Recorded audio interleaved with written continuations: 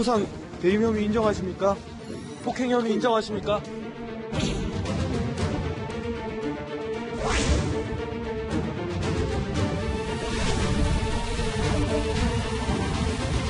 폭행, 배임 등 모든 혐의를 전면 부인하신 겁니까? 증거 관련해서 네.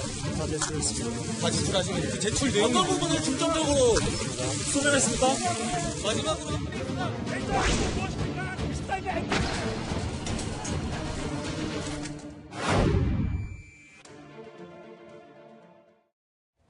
자, 손석희 JTBC 대표가 오늘 새벽에 지금 보신 것처럼 경찰서에서 조사를 받고 돌아갔습니다. 자, 김태현 변호사님께 먼저 좀 여쭙겠습니다. 손 사장 그 19시간 엄청 오래 조사받았습니다. 거의 만 하루를 경찰서에서 조사를 받은 건데 꽤 여유 있는 모습이었다고 하는데요. 일단 그 안에서 무슨 내용이 오가는지 저희가 알 수는 없는데, 네. 손 사장 같은 경우에는 혐의를 이제 전면 부인한다는 거 아니겠습니까? 그러니까 뭐 본인 나름대로 준비를 많이 했던 것 같아요. 뭐 보니까 뭐 변호사도 10명이다. 물론 그 10명이라서 그 10명이 다 실제적으로 일에 투입되는 건 아니에요. 원래 이제 변호사 선임계 내 스타일 봤을 때 일반적으로 저희 업계에서. 또 어쨌든 많은 변호사를 선임을 해서 철저히 뭐 나름대로 준비를 한 것도 같고. 네. 그리고 이런 게 있어요. 일반 분들 같은 경우에 사실 이런 사건에 연루됐을 때 카메라가 들으면 당황을 합니다. 왜? 카메라 처음 보거든요. 그렇죠. 그렇지 않겠습니까? 네. 근데 손 사장 같은 경우에는 굉장히 많은 카메라가 앞에 있을 그럼요. 텐데. 그러니까 워낙 또 방송을 많이 했던 사람이고 바로 며칠 전까지 바로 이제 저 조사받기 전날까지도 아마 제가 알기로 뉴스룸 진행했던 것 같은데, 그러니까 네. 사실은 우리가 소위 말하는 카메라에 대한 두려움이나 이런 게 없거든요. 그러니까 뭐 기자들을 들이대고 이제 카메라 들이댄다고 해서 거기서 이제 떨진 않겠죠. 뭐 여유 있는 모습을 보이는 건 손 사장의 어떤 평소의 어떤 스타일 같은 거 봤을 때는 그건 뭐 지극히 당연한 일이라고 저는 봐요. 네. 어쨌든 혐의가 굉장히 많습니다. 현근택 부대변인 또 변호사시니까. 손 사장에 대해서 지금 경찰이 어떤 부분들, 어떤 혐의에 대해서 조사를 하고 있는지 조금 정리를 좀 부탁드리겠습니다. 네, 기본적으로 아마 맞았다는 분이 폭행으로 고발을 하지 않았습니까? 네. 폭행이니까 결국은 폭행이냐, 뭐 상해냐는 물론 아마 진단서가 들어가면 상해가 되고요. 진단서가 안 들어가면 폭행이라 보는데 결국 이제 폭행이냐, 뭐 이 부분 다 갈 것 같고요. 그러니까 이제 손석희 사장이 내가 이걸 근거로 협박을 받았다는 거는 내가 뭔가 해달라, 아니면 나 이거 공개할 테니까, 그러니까 언론에 보도하겠다, 뭐 이런 게 협박이거든요. 네. 공갈이라 그러면 뭔가 경제적인 이익이 들어가는 거예요. 내가 이걸 공개 안 할 테니까 뭔가 해달라. 이럴 때면 이제 공갈이 들어가는 겁니다. 그냥 단순히 공개하겠다라고만 하면 협박인 거예요. 그러니까 결국 공갈 미수라는 거는 내가 뭔가 해달라고 내가 공개 안 할 테니까 뭔가 해달라고 했지만 그게 안 이루어지니까 미수라는 부분이고요. 네. 그다음에 이제 시민단체에서 고발한 배임이라는 건 뭐냐면 손 사장이 개인인데 회사에서 뭐 용역을 주겠다, 아니면 뭐 채용을 시켜주겠다. 이게 네. 용역을 주겠다는 게 문제가 됩니다. 그러니까 예를 들어 그 사람이 정당한 어떤 자격을 갖추어주고 용역을 주는 건 상관없는데, 네. 저런 것처럼 만약에 협박을 받아서 그럼 내가 대신 공개 안 해준 대신에 뭐 용역을 주겠다, 이러면 어쨌든 회사한테는 손해가 되는 거잖아요. 그렇죠. 그러니까 회사한테 손해가 되는 거예요. 왜냐하면 회사 입장에서는 이걸 굳이 안 해도 되는 용역인데 해야 되는 네. 용역이 되고, 그런 어떤 자격을 안 갖춘 사람한테 용역을 줘야 되니까. 네. 그래서 이제 배임. 근데 이제 또 왜 배임 미수라 그랬냐면 이게 실제 용역이 이루어지진 않았거든요. 그러니까 네. 배임이나 배임 미수가 한 거예요.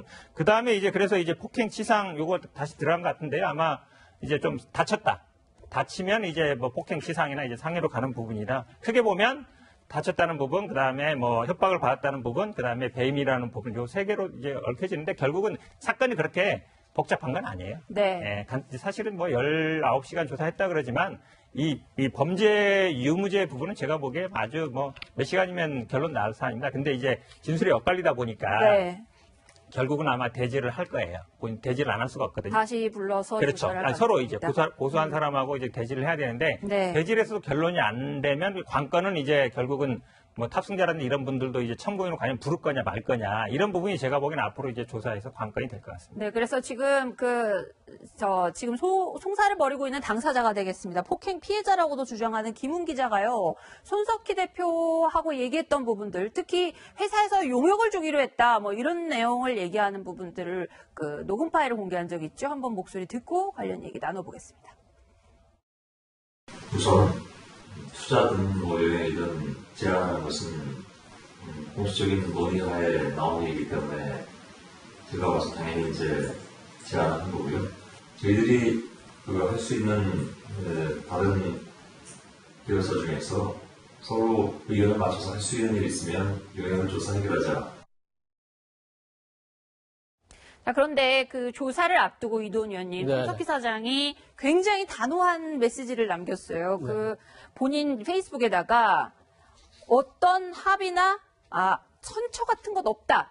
다시 말해서 본인과 관련해서 뭔가 지금까지 나왔던 여러 의혹들이나 이런 것들이 다 사실이 아니다라는 취지로 얘기하면서 합의나 선처도 없다. 굉장히 단호하게 얘기를 했거든요. 이거는 뭐 어떤 입장이라고 봐야 됩니까?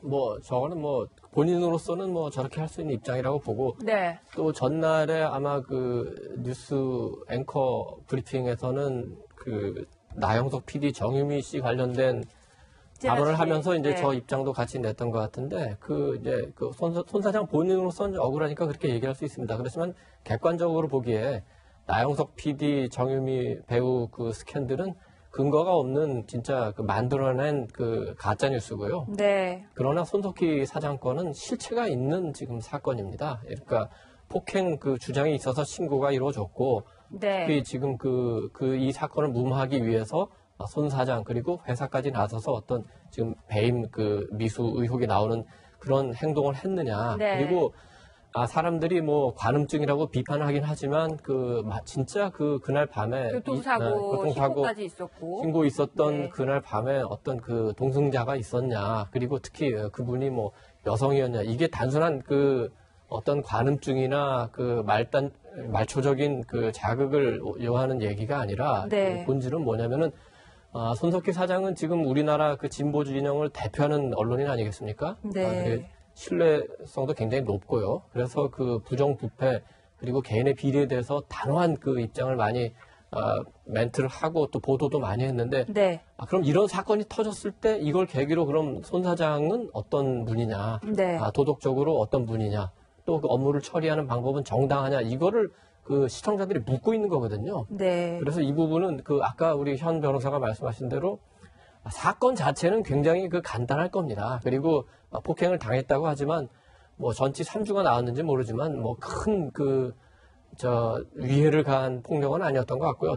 다만 아까 회사를 동원해서 무마하려고 했던 부분, 그리고 또 이번 사건 그리고 또 2010년에 있던 사건처럼 왜 그 교통사고를 내고 처리하지 않고 그냥 가고 또 그 현금으로 무마했는지 그리고 또 아까 말씀드린 대로 동승자 여부 이런 게 종합적으로 명쾌하게 밝혀져야 될 것 같습니다. 네.